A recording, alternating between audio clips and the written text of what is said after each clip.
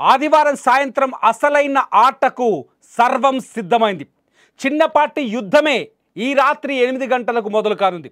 భారత్ పాక్ మ్యాచ్పై ఎక్కడా లేని ఉత్కంఠ నెలకొంది. అందుకు ఇటీవల జరుగుతున్న పరిణామాలు కూడా కారణం.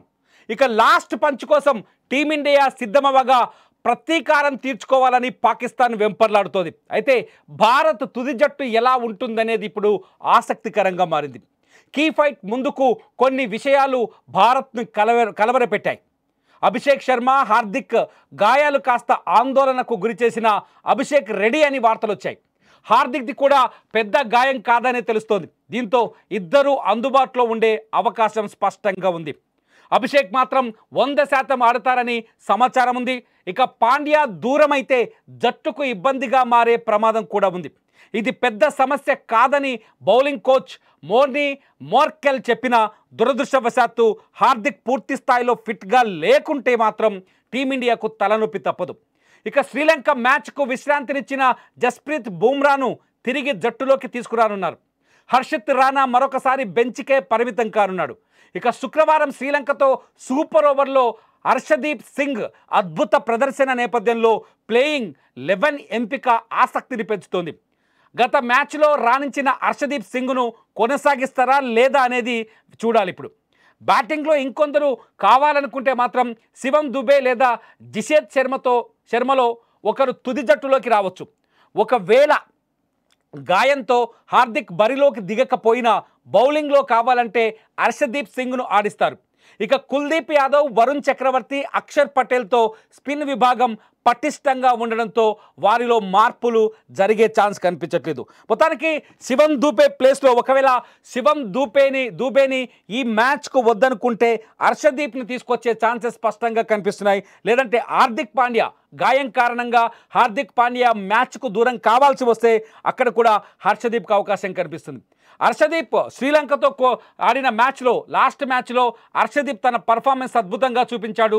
సూపర్ ఓవర్లో సుక్కలు చూపించాడు శ్రీలంకకి. చివరికి నిన్న సూర్యకుమార్ యాదవ్ కూడా చాలా స్పష్టంగా చెప్పాడు, లాస్ట్ మినిట్లో హర్షదీప్ మ్యాచ్ని చక్రం తిప్పాడు. హర్షదీప్ చేతుల్లో మ్యాచ్ నిజంగా ఒక ఫైనల్ ఫీల్ కలిగిందని, మ్యాచ్లో విజయం సాధించామని చెప్పేసి చాలా స్పష్టంగా సూర్యకుమార్ యాదవ్ కూడా చెప్పారు. ఈ నేపథ్యంలో ఇవాళ మన ప్రత్యర్థి, మన శత్రువు పాకిస్తాన్తో జరిగే మ్యాచ్లో ఈక్వేషన్స్ ఎలా ఉంటాయనే చర్చ మాత్రం చాలా వేగంగా ఆసక్తికరంగా మారుతుంది. మొత్తానికైతే లాస్ట్కి ఆ ప్లే లిస్ట్లోకి వచ్చే 11 మంది ప్లేయర్స్ ఎలా ఉండబోతున్నారు, ఈ 11 మందిని ఎవరెవరిని సెలెక్ట్ చేస్తున్నారు అనేది ఇప్పటికైతే ఇంట్రెస్టింగ్గా ఉంది. చూద్దాం మ్యాచ్ జరిగే లోపు ఇంకా ఏమైనా మార్పులు వస్తాయా, మ్యాచ్లోకి హర్షదీప్కి అవకాశం వస్తుందా? ఎందుకంటే బౌలింగ్లో పేస్లో చాలా బలంగా ఉన్నాడు హర్షదీప్ను తీసుకొస్తే ఖచ్చితంగా పాకిస్తాన్కి చెక్ పెట్టొచ్చనే చర్చ కూడా జరుగుతుంది.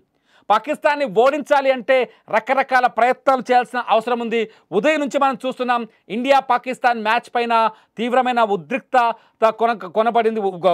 పరిస్థితులు కనిపిస్తాయి. ఉద్రిక్త పరిస్థితుల కంటే ఆసక్తికర పరిస్థితులు కనిపిస్తున్నాయి. ఒక రకంగా చెప్పాలంటే రెండు దేశాల మధ్య హోరాహోరీ చాలా స్పష్టంగా కనిపిస్తుంది.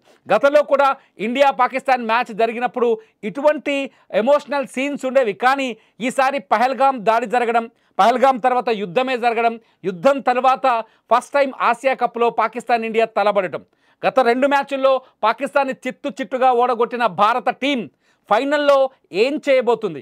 ఫైనల్ మ్యాచ్లో పాకిస్తాన్ని వెంటాడబోతుందా అనేది ఆసక్తికరంగా మారింది. పాకిస్తాన్ని వేటాడాలి అంటే ఖచ్చితంగా ఇండియాకి బ్రహ్మోస్ క్షిపణి లాంటి ఆటగాళ్ళు చాలా అవసరం. S-400 లాంటి మంచి బౌలర్లు కూడా చాలా అవసరం.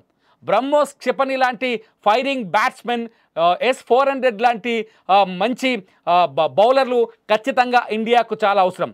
ఈ బ్రహ్మోస్ క్షిపణులు ఎన్ని, అట్లాగే S-400లు ఎన్ని, ఎటువంటి పరిస్థితినైనా ఎదుర్కొని నిలదొక్కుకోగలిగే S-400లు ఎంతమంది అనేది ఇప్పుడు ఇంట్రెస్టింగ్గా మారింది. అందులో హర్షదీప్ ఉంటాడా లేదా అన్నది కూడా ఇంట్రెస్టింగ్గా మారుతుంది. మీరేమనుకుంటున్నారు?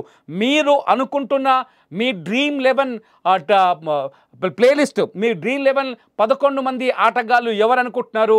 ఆ 11 మంది పేర్లు మీరేమైనా ప్రెడిక్ట్ చేయగలుగుతున్నారా? మీ మీ ఒపీనియన్ని ఈ వీడియో కింద రాయండి. మీకు నచ్చిన అంటే ఈ 11 మంది ఆడితే ఖచ్చితంగా పాకిస్తాన్ ఓటమి తప్పదనుకుంటున్న ఆ 11 మంది పేర్లను ఖచ్చితంగా ఈ వీడియో కింద కామెంట్ చేయండి. చూస్తూనే ఉండండి క్రికెట్ అప్డేట్స్ కోసం సుమన్ టీవీ డిజిటల్ లైవ్, అట్లాగే సుమన్ టీవీ లైవ్.